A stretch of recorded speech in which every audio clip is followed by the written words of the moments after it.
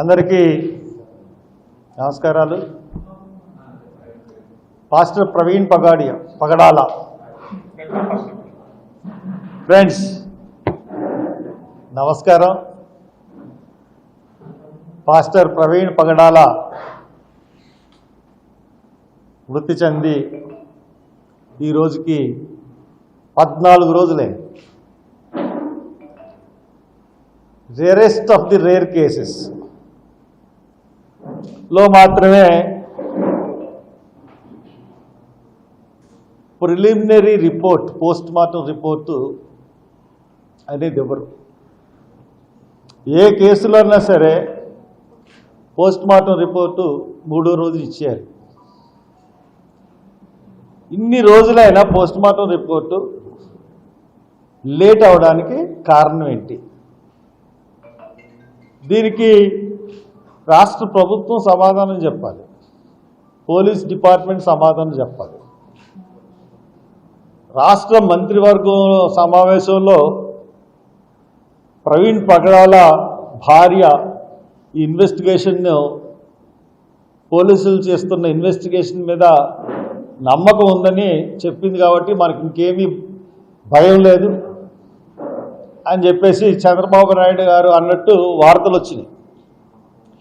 మరి అటువంటి ఆవిడ నమ్మకాన్ని మీరు ఒమ్ము చేసినట్టుగా 14 రోజులైనా ఈ పోస్ట్ మార్టం రిపోర్ట్ ఎందుకు రాలేదు? చంద్రబాబు గారు మీరు ఏమన్నా రహస్య ఆదేశాలు ఇస్తున్నారా? ఎందుకు రాలేదు? ఏంటి మర్మం? మేము ఖచ్చితంగా నమ్ముతున్నాము ఇది హత్య అని. పోలీస్ డిపార్ట్మెంట్ దీన్ని ఎలాగన్నా సరే దీన్ని యాక్సిడెంట్ అని ప్రూవ్ చేయాలని చూస్తూ ఉంది. ఇటువంటి పరిస్థితుల్లో మీరు ఎంత త్వరితగతిని మీరు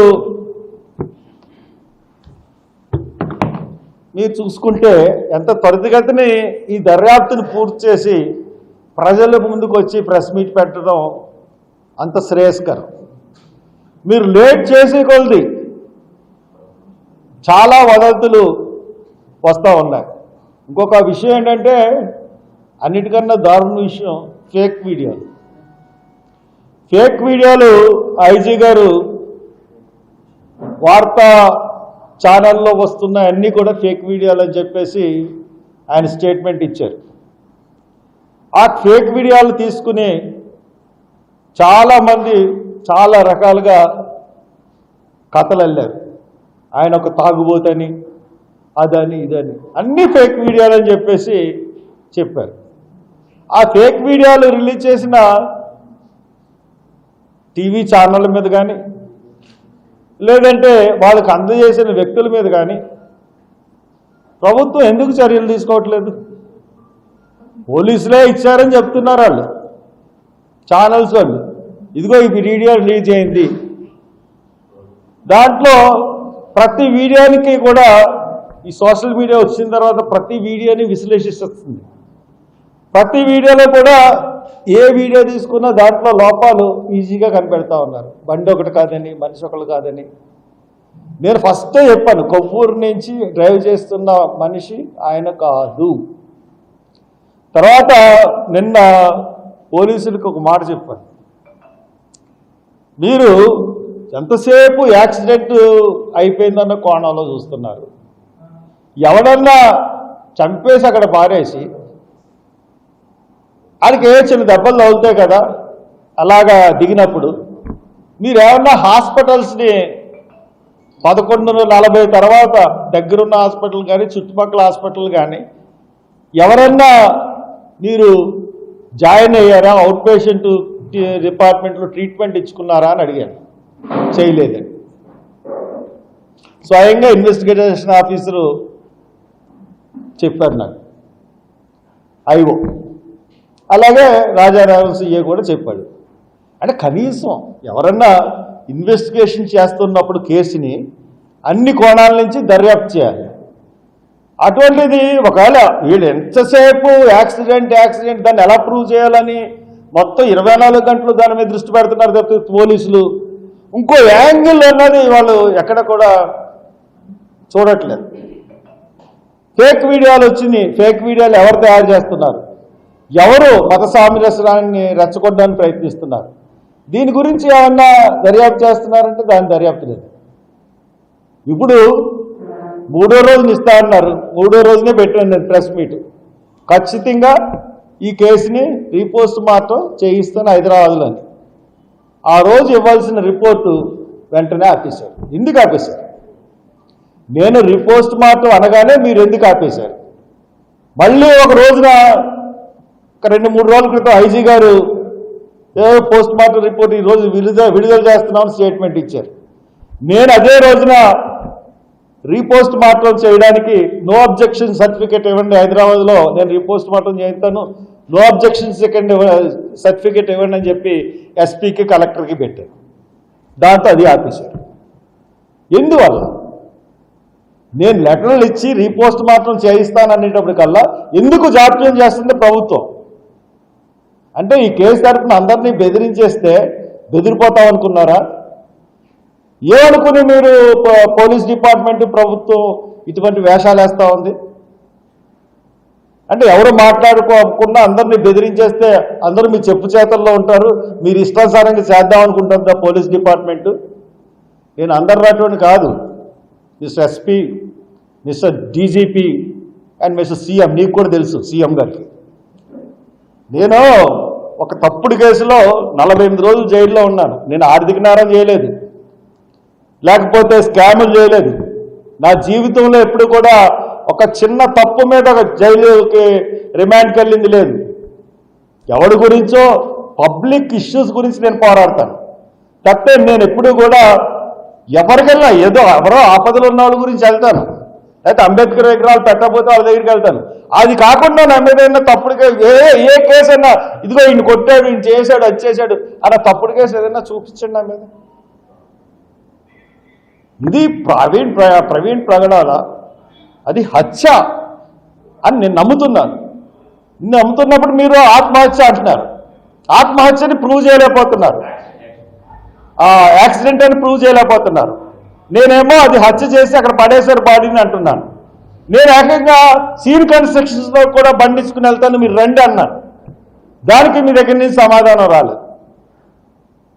పోనీ ఆ రోజున హాస్పిటల్ చెక్ చేశారంటే ఏ హాస్పిటల్ చెక్ చేయలేదు. ఎంతో తప్పండి అది. అంటే ఇన్వెస్టిగేషన్ అంటే యాక్సిడెంట్ అనేది ఎలా చూపించాలా మొత్తం దృష్టి అంతా దాని మీద పెడితే అసలు ఈ హత్య అన్న వైపు ఇన్వెస్టిగేషన్ ఎలాగపోతే ఇది ఎలాగ ఇన్వెస్టిగేషన్ అవుతుంది? ప్రవీణ్ పగడాల అన్న ఆయన ఈరోజు వాళ్ళ కుటుంబానికి ఆయన ఆప్తుడు, భార్యకి భర్త, పిల్లలకి తండ్రి.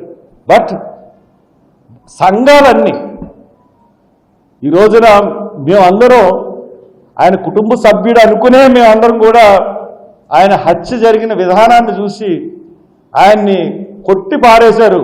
ఎందువల్లంటే మేము హత్యని ఎలాగనుకుంటున్నాం? తల మీద గాయాలు ఉన్నాయి, హెల్మెట్ ఉంటే తల మీద గాయాలు ఎలాగుంటాయి? ముక్కు మీద ఇలా కోసుకుపోయినట్టు గాయాలు ఉన్నాయి. బండి మామూలుగా ఉంది, పడేసినట్టు మీద పెట్టినట్టు ఉంది. ఎన్నిటి వైపు దృష్ట్యా మేము హత్య అంటుంటే మీరు యాక్సిడెంట్ అంటున్నారు. తర్వాత నిన్న నా మీద ఒక కేసు పెట్టారు, హర్ష్ కుమార్ మీద కేసు పెట్టాం. 196-97 కాదు, 196 బిఎన్ఎస్ సెక్షన్స్ ప్రకారం పెట్టాను. నేనంట మత విద్వేషాలని రెచ్చగొడుతున్నానంట. నేను ఎక్కడ నా మొత్తం ఇంటర్వ్యూస్ అన్నీ కూడా నేను యూట్యూబ్లో మాట్లాడాను, ఛానల్స్లో మాట్లాడాను, నా ప్రెస్ మీట్లో మాట్లాడాను. ఎక్కడో ఒక్క మాట, ఏ మాట అన్నా సరే ఛాలెంజ్ చేస్తున్నాను పోలీస్ డిపార్ట్మెంట్కి, మీరు ఫూల్స్ అయిపోతారు. ఒక్క మాట ఇగో ఈ మాట వల్ల మేము ఇలా పెట్టాం అన్న మాట ఎక్కడన్నా చూపించగలరా? హిందువులే హత్య చేశారనలేదు, ముస్లింలే హత్య చేశారనలేదు.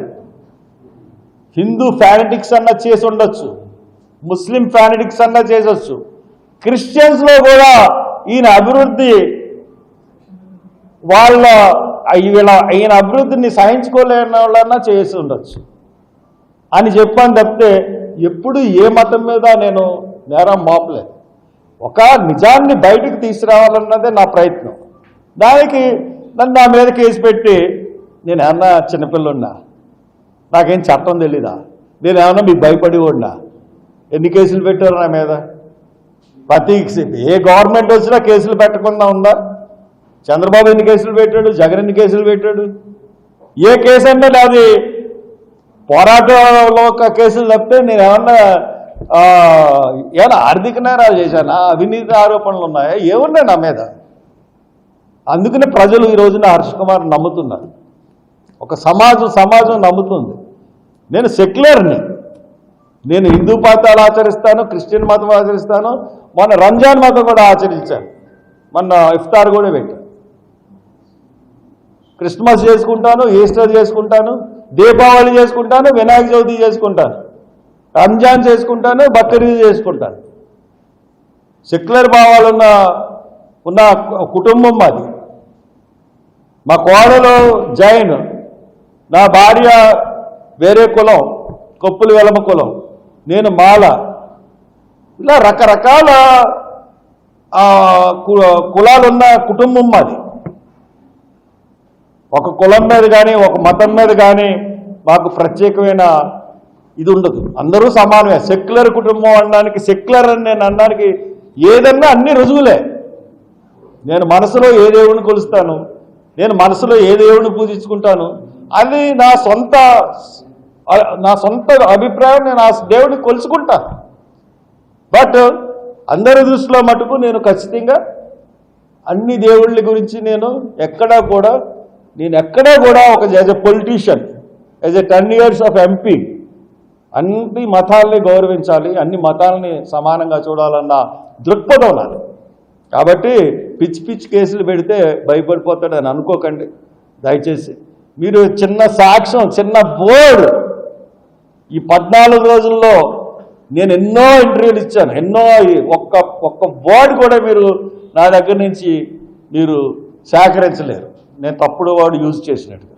కాబట్టి కేసు విత్డ్రా చేసుకోండి, పరుగు పోద్ది. లేకపోతే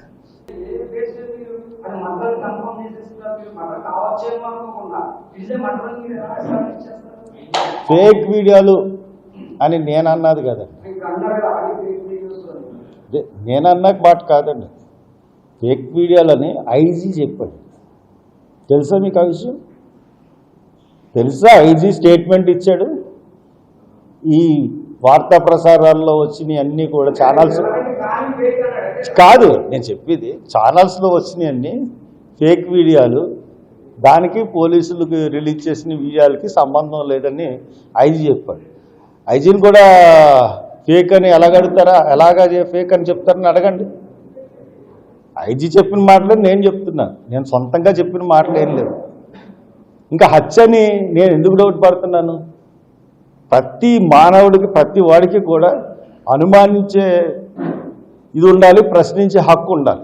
అదే మన భారతదేశం సెక్యులర్ విధానం. ఇక్కడ జరుగుతున్నది ఏంటి? నేను హత్య అని అనుకుంటున్నాను, వాళ్ళు యాక్సిడెంట్ అని అనుకుంటున్నారు. నేను ఈ డౌట్ ఎక్స్ప్రెస్ చేసినప్పుడు ఇది హత్య కాదు, ఇది యాక్సిడెంట్ అని ప్రూవ్ చేయాలి 14 రోజుల్లో. లేదంటే హత్య మీద దర్యాప్తు చేయాలి. ఎందుకు నేను హత్య అనుకుంటున్నాను? తల మీద దెబ్బలు, చెప్తున్నాను కదా, తల మీద దెబ్బలు ఉన్నాయి, ముఖం మీద దెబ్బలు ఉన్నాయి, ప్రతి చోట దెబ్బలు ఉన్నాయి. అటువంటిప్పుడు యాక్సిడెంట్ ఎలా అవుతుంది? హెల్మెట్ పెట్టుకున్నవాడు తల మీద దెబ్బలు ఎలా వస్తాయి? పోస్ట్ మార్టం రిపోర్ట్లో కూడా నాకు కాన్ఫిడెన్షియల్గా తెలిసింది సస్పీషియస్ ఏంటంటారు, సస్పీషియస్ ఇంజురీస్. తర్వాత ఈ ఫేక్ మీడియాల్లో అతన్ని క్యారెక్టర్ అసాసినేషన్ చేయడానికి మందులు కొన్నాడని చెప్పి, లిక్కర్ కొన్నాడని రకరకాల వీడియోలు వచ్చింది. నేను అన్నాను లిక్కర్ కొంటే తప్పేముంది, తప్పేం కాదు కదా అని చెప్పాను. కానీ అతను లిక్కర్ తాగడంట. చాలామందిని అడిగారు లిక్కర్ తాగడంట, లిక్కర్ తాగి క్వశ్చనే లేదు, అతను లిక్కర్కి అలవాట్లేదు అని చెప్పారు. అని చెప్పిన తర్వాత దాన్ని మనం ఎలాగ వినండి. లింకన్ గారు నేను ఆయన సమాధానం చెప్తున్నాను కదా, పక్కన డిస్టర్బ్ చేస్తారు ఎందుకండి. ఇప్పుడు ఆ ఫేక్ వీడియోలు ఆ రకంగా వాళ్ళు చెప్పారు. అప్పుడు మీకు ఒక హత్య కేసు కానీ ఏదైనా కేసు దర్యాప్తు చేస్తున్నప్పుడు 100 మందిని నమ్మించాలి. 99 మంది నమ్మి ఒక నమ్మితే అది ఇదవదు. ఇది సుప్రీంకోర్టు జడ్జిమెంట్లో చెప్పింది. సో దాట్ మీరు దాని ప్రకారం మీరు నాకు కూడా కన్వెన్స్ చేయండి, ఇది హత్య అని ప్రూవ్ చేసి చెప్పండి. నాకే కాదు, ప్రజానికాన్ని అందరికీ హత్య అని చెప్పండి, లేదంటే యాక్సిడెంట్ అని చెప్పండి. ఇగో యాక్సిడెంట్ అని ఇంది ఏమీ అనౌన్స్ చేయకుండా సస్పిషియస్ డెత్ అని చెప్పి 14 రోజులు పెట్టుకుంటారు. ఓ పక్కేమో యాక్సిడెంట్ అని ప్రచారం చేస్తూ, this is not good. Me police department ఎన్ని రోజులు పెట్టుకోవడం వల్లే సంఘంలో కానీ సమాజంలో కానీ ఇటువంటి ధోరణి అన్నది ప్రబలిపోతుంది. ఎవరికి వాళ్ళు ఇష్టానుసారంగా వీడియోలు చేసుకుంటున్నారు. ఆ వీడియోలు వచ్చినంత కాలం చాలామంది దుర్మార్గులు ఇష్టానుసారంగా వాళ్ళ ప్రవీణ్ పగడాలని తాగుబోతు తిరుగుబోతు అని చెప్పేసి. తప్పు కదా అది. ఒక మనిషిని చనిపోయిన తర్వాత ఆయన్ని క్యారెక్టర్ని చంపేయడం అన్నది ఎంత దుర్మార్గం. అంటే 10 మంది పిచ్చుకుక్క అని కొట్టేసి అందుకని చంపేసామని అంటానుగా, తప్పది.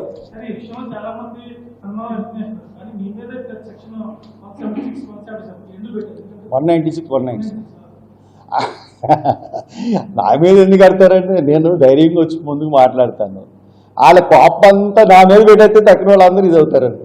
ఇప్పుడు అన్ని ఛానల్స్ ఈ ఫేక్ వీడియోల్ని ప్రచారం చేసినాయి. ఎందుకు పెట్టట్లేదు వాళ్ళ మీద కేసులు? నేను ఆధారాలు ఎక్కడున్నాయని ప్రకటించలేదు ఎప్పుడు. నేనేం చెప్పలేదు. ఎప్పుడు స్పష్టమైన ఆధారాలు ఎక్కడున్నాయి? స్పష్టమైన ఆధారాలు అంటే ఆ బండి పడిపోయిన విధానం, ఆ బండి అతని మీద పడిపోయిన విధానం, దెబ్బలు. అయితే స్పష్టం నేనేమన్నా చూశాను వెళ్ళి 11:40కి. ఎవరి దగ్గర ఉన్నాయి?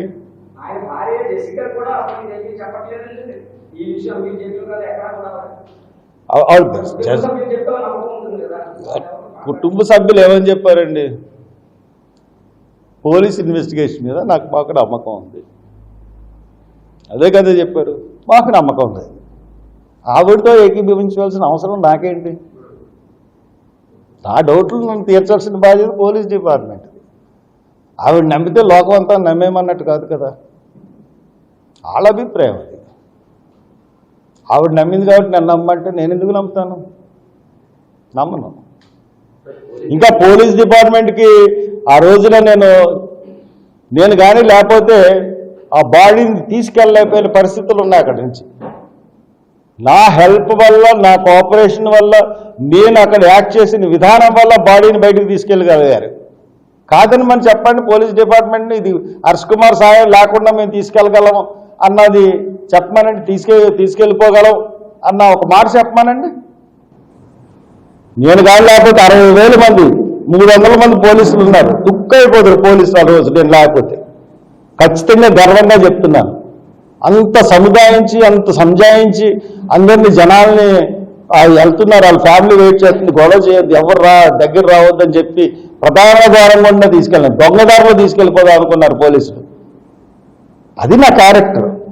నేనెందుకు గొడవలు సృష్టిస్తాను? శాంతి భద్రత సమస్య ఎందుకు కల్పిస్తాను? సారీ, అది మీరు అడగాలండి. మీరు ఎవరన్నా అడుగుతున్నారా? పోలీసు వాళ్ళు కూర్చోబెట్టిన వీడియో క్లిప్పింగ్ అన్ని చూసి వచ్చేసారు. ఎవరిని అది కాదండి మెయిన్ అనుకున్నాయన్నా ఎవరిని బిట్టుకని చూపించండి. ఎలా చూపించాలండి? టీవీలు ఎలా చూపెడుతున్నాయి? స్లో ఇలా మామూలుగా వెళ్ళిపోతున్నా చూపించేస్తే మీరేమో వినేసి వాళ్ళ దగ్గర క్వశ్చన్ లేకుండా ఎక్కడ చూపించారు? నేను ప్రెస్ మీట్ అంతా చూశానండి. మొత్తం ప్రెస్ మీట్ అంతా లైవ్ చూశాను నేను. మీకు అది ఏం చూపించారో మీరు వాళ్ళ దగ్గర మాట్లాడరు. మీరు ఎందుకు అడగలేరు? గమ్మ భయమా?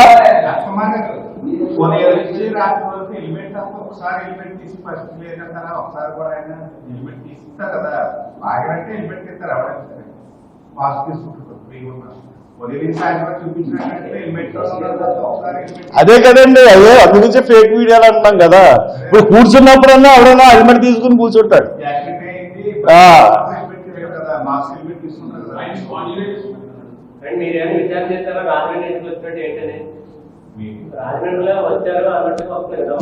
ఏమండి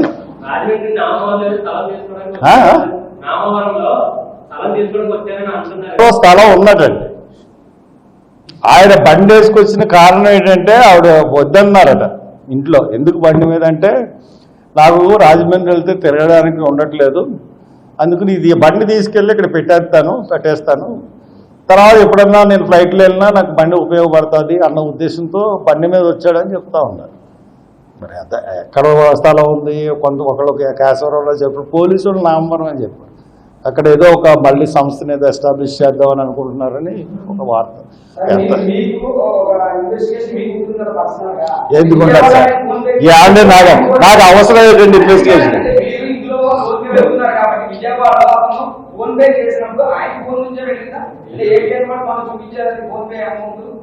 అంటే నేను ఒకటే క్వశ్చన్ అడుగుతాను మిమ్మల్ని దీని మీద. ఫోన్పే నెంబర్ నుంచి వెళ్ళిందా లేదా అని అడుగుతున్నారు కదా. ఫోన్లు ఎవరి దగ్గర ఉన్నాయండి?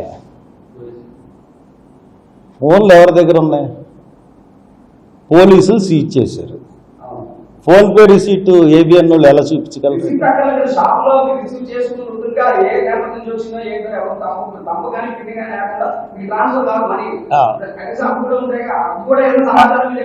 అంటే ఆంధ్రజ్యోతిలో ఏదో ఏబిఎన్ ఏదన్నా వచ్చింది అంటే అక్కడికి ఏబిఎన్ వాళ్ళు అక్కడికి వెళ్ళినట్టుగా వాళ్ళకి ఎలా తెలుసు? దాన్ని కూడా ఫేక్ అనే కదా పోలీసులు చెప్పింది. తర్వాత దాన్ని కూడా ఫేక్ అని చెప్పిన తర్వాత కూడా మీరు ఆ వీడియోలో ఫోన్పే అని అంటున్నారు, అది ఫేక్ అని చెప్పిన తర్వాత మీరు దాన్ని ఎలాగ విశ్వసించగలం చెప్పండి సార్. పోలీసులు ఒకసారి ఇది ఫేక్ అని నిర్ధారించిన తర్వాత మనం ఏం చెప్పగలం? ఇప్పుడు విశాఖపట్నంలో డ్రగ్స్ పట్టుకున్నారండి, 60,000 కోట్ల డ్రగ్స్. ఎవరు సమాచారం ఇచ్చారండి? ఇంటర్పోల్ సమాచారం ఇచ్చిందండి. ఇంటర్పోల్ సమాచారం ఇస్తే కోర్టుకు వెళ్ళారు, సిబిఐ అధికారులు వెళ్ళి పట్టుకున్నారండి. సిబిఐ అధికారులు వెళ్ళి పట్టుకున్న తర్వాత ఆ సిబిఐ అధికారులు పట్టుకున్న దాన్ని సీజ్ చేశారండి.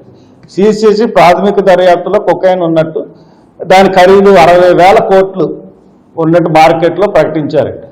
తర్వాత 6 నెలలు కొత్త గవర్నమెంట్ వచ్చిందండి. 6 నెలలైంది. 8 నెలలైన తర్వాత సిబిఐ ఏమైనా ఇచ్చిందంటే దాంట్లో కొకైన్ సబ్స్టాన్స్ లేవు అని చెప్పిందండి. ఎవడన్నా మాట్లాడగలేవా? అలాగే ఉంటుంది పోలీసు దర్యాప్తులను.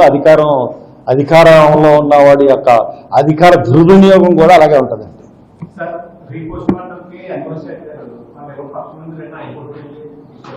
రీపోస్ట్ మార్టంకి నాకు ఎండార్స్మెంట్ కలెక్టర్ గారు ఇచ్చారండి, ఎస్పీ గారు ఇంకా ఇవ్వలేదు ఎక్నాలెడ్జ్మెంట్. కాబట్టి అది నేను డెఫినెట్గా రీపోస్ట్ మార్టం చేస్తాను. ఇప్పుడు కూడా రీపోస్ట్ మార్టం ఎందుకు లేట్ చేస్తున్నారంటే గమ్ముని ఇప్పుడు రిపోర్ట్ ఇచ్చేస్తే హర్ష్ కుమార్ గారు కోర్టుకు వెళ్ళిపోతాడు అర్జెంటుగాను దీన్ని పట్టుకుని. కాబట్టి దీన్ని లేట్ చేస్తే ఆ కడుపులో ఉన్నటువంటి కొంత అన్నీ కరిగిపోతాయి. అప్పుడు మనం ఏదో సంథింగ్ ఈజ్ బిహైండ్ దట్, అందుకనే లేట్ చేస్తున్నారు. అన్ని సబ్స్టాన్సెస్ దొరకకుండా ఉండడానికి లేట్ చేస్తున్నారు. Thank you. ఆడి గురించి నేనేం చెప్తాను కానీ సరే, ఎనీహౌ మీరు అడుగుతున్నారు కాబట్టి ఆధారాలు ఉన్నాయి అని అన్నాడు. ఆధారాలు ఉంటే చూపించమనండి, అంతకని ఎక్కువ మాట్లాడిన తన గురించి నేను. ఎందుకంటే ఆ రోజు మార్నింగ్ వాళ్ళు ఇంటికి వెళ్ళి వాళ్ళ నాన్నగారు చనిపోయారని పలకరించారు. తర్వాత ఆయన ఎప్పుడు దీని గురించి అంతకుముందు వరకు నాకు తెలియదు. నేను వచ్చిన ఆగాను, అయిపోయిన తర్వాత ఆయన ఏమో వీడియోలు చూసి సాటిస్ఫై అయ్యాడు, నేను సాటిస్ఫై అవ్వలేదు. ఆయన బయటకు వచ్చి ఇది యాక్సిడెంట్ అన్నాడు, నేను కాదన్నాను. అంతే మా ఇద్దరికి డిఫరెన్స్. హర్ష్ కుమార్ గారు అన్నారు బలమైన ఆధారం ఉంది నాకు, ఇది హత్య అని అన్నారు, ఇది యాక్సిడెంట్ అని అన్నారు, దానికి నాకు బలమైన ఆధారం ఉంది, బయట పెట్టేమోనండి. I have no objection.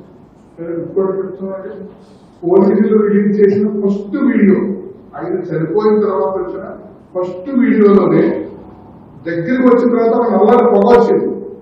ఆ పొగ ఇప్పుడు వచ్చి ఎవరో ప్రస్తావించలేదు, ఎవరో క్లారిటీ ఇవ్వలేదు, ఎవరో దాని గురించి సబ్జెక్టే మాట్లాడారు. అది ఒకసారి మళ్ళా వీడియో చూస్తాం కాదు. ఆ పొగ గురించి నేను ఆ పొగ గురించి పోలీసులు ఎదురుకుండానే డిస్కషన్ అయింది.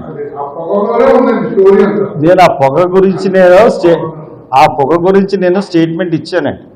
ఏమని? పోలీసులకి నాకు ఈ పొగ కనబట్టలేదు, ఇది నేను నమ్మలేని, ఇది యాక్సిడెంట్ అన్నట్టు పోలీసులకే చెప్పాను. తర్వాత నా వీడియో కాన్ఫరెన్స్లో, నా ప్రెస్ కాన్ఫరెన్స్లో కూడా దాని గురించి చెప్పాను. అది ఒక పొగ చూసి నేను నమ్మలేను. ఇంకో చోట చాలా ఫేక్ వీడియోల్లో యాక్సిడెంట్ వెనకాల పడిపోయినట్టు చెప్తున్నారు. తర్వాత ఆ బండి వేసుకుని మళ్ళీ ఎలా వస్తున్నారన్నా చూపించాలి కదా, ఏ వీడియోలో లేదు. ఇంకోటి ఎస్పీ గారు అనుమానాస్పద కార్లు 4 ఉన్నాయి, దాంట్లో కారోడు కాతేరులో దిగిపోయాడు. ఆ దిగిపోయిన తర్వాత కారు బండి వెళ్ళిపోతుంది, ఎదరా బండి వెళ్ళిపోతున్నది, బ్యాగ్ ఏమో పక్కకు ఒడిగిపోయింది, ఇదేంటి బ్లింకర్ లైట్ వేసుకుని వెళ్ళిపోతున్నారని చెప్పాడు. ఎవరన్నా సరే మనం ఉన్నామండి, మన బ్యాగ్ ఒరిగిపోతుంది, పడిపోయేలా ఉంది, ఏం చేద్దామండి, మనం దిగి స్టాండ్ వేసుకుని బ్యాగ్ని సరి చేసుకుని వెళ్తాం. మరి అలాగే వెళ్ళిపోతున్నాడంటే ఇవన్నీ ఆలోచించాల్సిన విషయాలు, ఇన్వెస్టిగేషన్ చేయాల్సిన విషయాలు, ఇవన్నీ బయట పెట్టాల్సిన విషయాలు. ఇది ఎస్పీ గారు చెప్పిన మాట.